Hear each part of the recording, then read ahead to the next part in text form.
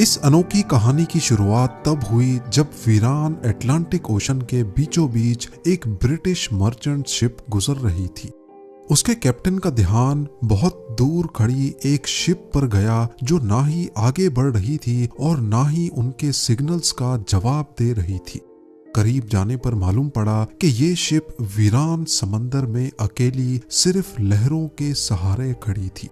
हैरत की बात तो ये थी कि शिप के अंदर क्रू का साजो सामान, खाना पीना और सारा कार्गो बिल्कुल सही सलामत मौजूद था। लेकिन अगर नहीं था तो क्रू मौजूद नहीं था, जो बिना किसी निशानात के यहाँ से गायब हो चुका था। ये है मैरी सेलेस्ट की वो दास्तान जिसने पिछले 150 सालों से हिस्टोरियंस को परेशान कर रखा है। वो राज जिसे समंदर के अलावा कोई नहीं जानता। जेम टीवी की वीडियोस में एक बार फिर से खुशामदीद। नाजरीन, इस शिप को 1861 में कनाडा में तैयार किया गया और उस वक्त उसका नाम अमेज़न रखा गया था। अपने शुरुआत के कई सफरों में ये छोटे मोटे हादसों का शिकार हुई थी। यही वजह है कि ये शिप हादसात के बारे में काफी मशहूर थी, लेकिन अभी तक इसने कोई बड़ा हादसा फेस नहीं किया था। अपनी ओनरशिप बदलते बदलते जब ये कैप्टन बेंजामिन ब्रिग्स के पास आई तब इसका नाम मैरी सेलेस्ट रखा गया था। ये न्यूयॉर्क में 7 नवंबर 1872 का एक खुशगवार दिन था। मैरी सेलेस्ट नामी ये शिप साहिल पर खड़ी थी और इस पर सामान लोड किया जा रहा था। मैरी सेलेस्ट में इथेनॉल के 1700 बैरल्स लोड किए गए, जो कि पीने वाला नहीं बल्कि इंडस्ट्रियल यूज का अल्कोहल होता है। इसको ये सारे बैरल्स न्यूयॉर्क से इटली के शहर जेनोआ तक बजरिया अटलांटिक ओशन लेके जाने थे। इस शिप में टोटल 10 लोग सवार थे, जिसमें शिप के कैप्टन बेंजामिन स्पूनर ब्रिग्स, उनकी बीवी और उनकी 2 साला बच्ची समेत 7 क्रू मेंबर्स भी मौजूद थे। सफर शुरू करने से पहले शिप में किसी किस्म का कोई मसला नहीं था और वो आसानी से बिना किसी रुकावट के सफर पर रवाना हो गई। ये सफर करीब 7500 किलोमीटर लंबा था और नॉर्मली उस दौर में इतना बड़ा सफर करने में कई दिन नहीं बल्कि कई हफ्ते लग जाते थे। याद रहे कि तब जीपीएस या एडवांस्ड कम्युनिकेशन डिवाइसेस भी नहीं होती थी जिससे कैप्टन के साथ राब्ता बनाया जा सके। मैरी सेलेस्ट को न्यूयॉर्क से निकले 3 हफ्ते गुजर चुके थे और मामूल के मुताबिक कई हफ्तों के बाद अब उसकी जेनोआ के पोर्ट पर आमद का इंतजार बढ़ता जा रहा था। लेकिन इतने वक्त के बाद भी मैरी सेलेस्ट का कोई अता पता नहीं था। यहाँ तक कि मैरी सेलेस्ट के बाद न्यूयॉर्क से निकली दूसरी शिप्स अब जेनोआ तक पहुंचना शुरू हो गई। अब परेशानी बढ़ती जा रही थी कि आखिर मैरी सेलेस्ट इतने हफ्ते गुजर जाने के बाद भी मंजिल पर क्यों नहीं पहुंच पाई। मैरी सेलेस्ट के रवाना होने के 10 दिन बाद एक और ब्रिटिश शिप को भी न्यूयॉर्क से निकलकर इसी रूट से होते हुए जिब्राल्टर तक जाना था। ये डिग्राटिया नामी एक ब्रिटिश मर्चेंट शिप थी जो कई हफ्तों के बाद 4 दिसंबर 1872 को एजोर्स आइलैंड के करीब पहुंची थी। ये समंदर का वो हिस्सा है जहां नीले आसमान और समंदर के अलावा कुछ दिखाई नहीं देता। वहां शिप के कैप्टन को बहुत दूर समंदर में एक शिप खड़ी दिखाई दी। कैप्टन ने नोटिस किया कि वो शिप पानी पर आगे नहीं बढ़ रही बल्कि सिर्फ एक ही जगह पर खड़ी है। समंदर के इस हिस्से में ऐसा मंजर देखकर कैप्टन को शक हुआ और उन्होंने उसे दूर से ही कई सिग्नल्स भेजे, लेकिन जब आगे से कोई रिप्लाई नहीं आया तो कैप्टन ने उसके करीब जाने का फैसला किया। करीब पहुंचने पर मालूम पड़ा कि ये कोई और नहीं बल्कि कैप्टन के ही दोस्त की मैरी सेलेस्ट नामी शिप थी, जिसको न्यूयॉर्क से निकले अब पूरा 1 महीना गुजर चुका था। मैरी सेलेस्ट जिब्राल्टर से 1800 किलोमीटर दूर अटलांटिक ओशन में तन्हा खड़ी हुई दिखाई दी। उसमें किसी किस्म की कोई हरकत नहीं थी।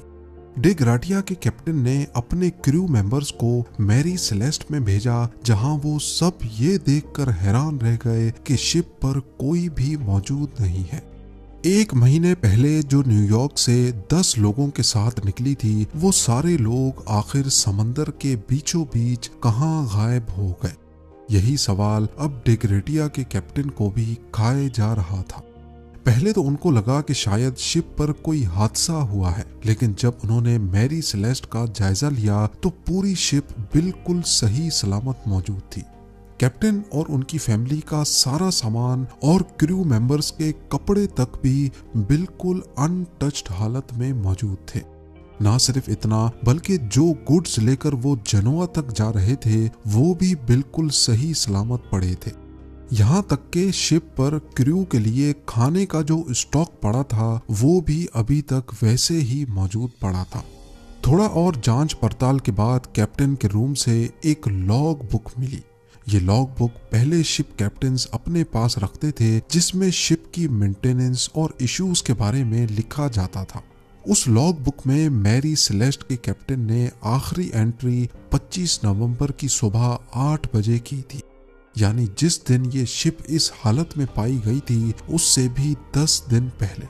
इसका मतलब था कि करीब 10 दिनों से ये शिप वीरान अटलांटिक ओशन में खड़ी थी। डेग्रेटिया के कैप्टन ये सारा माजरा देख तो रहे थे, लेकिन उनको कुछ समझ नहीं आ रहा था।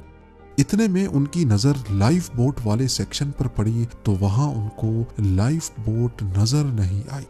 इसका सिर्फ एक ही मतलब हो सकता था कि जरूर शिप पर कुछ हुआ था और सब लोग अपनी जान बचाकर लाइफ बोट में कहीं भागे हैं।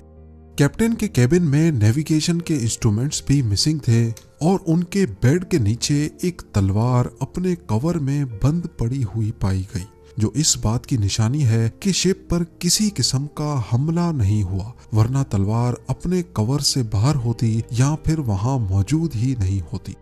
लॉग बुक के अलावा दूसरे तमाम डॉक्यूमेंट्स भी वहीं मौजूद थे।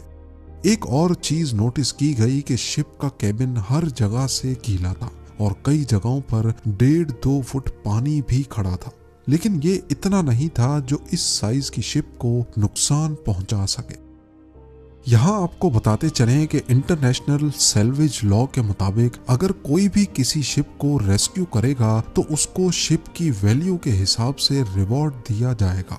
इसी लॉ का फायदा उठाते हुए डेग्रेटिया के कैप्टन मैरी सेलेस्ट को लेकर जिब्राल्टर तक लेकर गए, जहां अथॉरिटीज ने शिप को तब तक अपने पास रखा जब तक कोर्ट की हियरिंग्स कंप्लीट नहीं हो गई। कोर्ट ने अपने तौर पे इन्वेस्टिगेशंस की, लेकिन कई हियरिंग्स के बाद भी कोई सुराग ना मिल सका। कोर्ट हियरिंग्स भी जब इस मामले को सुलझा ना सकी तो लोगों ने तरह तरह की बातें बनाना शुरू कर दी। कुछ ने कहा कि आसमानी मखलूक मैरी सेलेस्ट के क्रू को ले उड़ी, तो कई ने कहा कि समंदर की कोई बला ने इन पर हमला कर दिया होगा। इन सब मनगढ़ंत बातों में एक बात सच्ची थी कि मैरी सेलेस्ट जब से बनी थी उसके साथ तब से हादसात होते आ रहे हैं। एक बार ये दूसरी शिप से टकराई, लेकिन मामूली टक्कर के बावजूद भी वो शिप डूब गई। फिर मैरी सेलेस्ट को जब रिपेयर के लिए पोर्ट पर लाया गया तो रिपेयर से पहले ही पोर्ट पर खुद ब खुद आग लग गई, और एक मर्तबा तो सफर पे रवानगी से पहले ही इसके कैप्टन की अचानक तबीयत खराब हुई और वो चल बसा।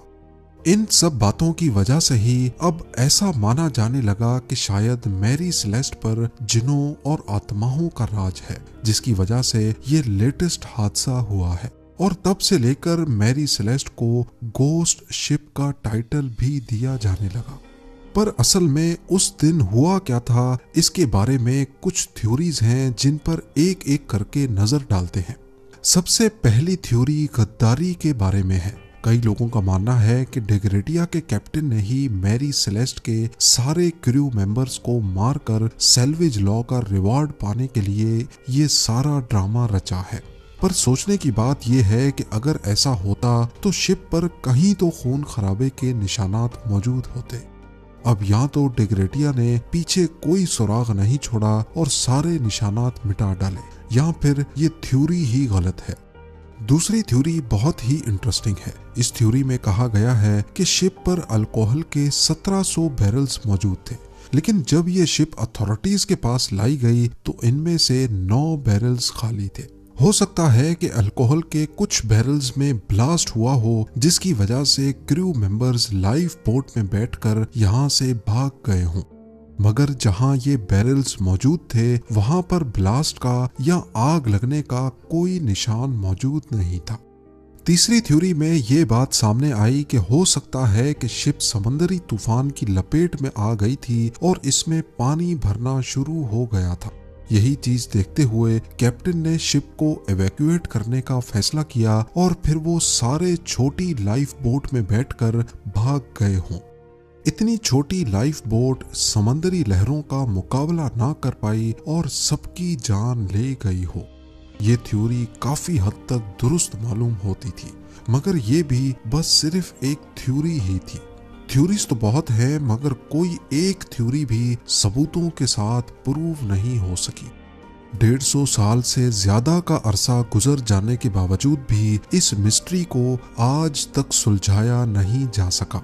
मैरी सेलेस्ट के साथ क्या हुआ था, किन हालात में कैप्टन ने शिप को छोड़ा और फिर वो सब कहां चले गए, ये राज भी शायद कैप्टन बेंजामिन ब्रिग्स के साथ ही चला गया।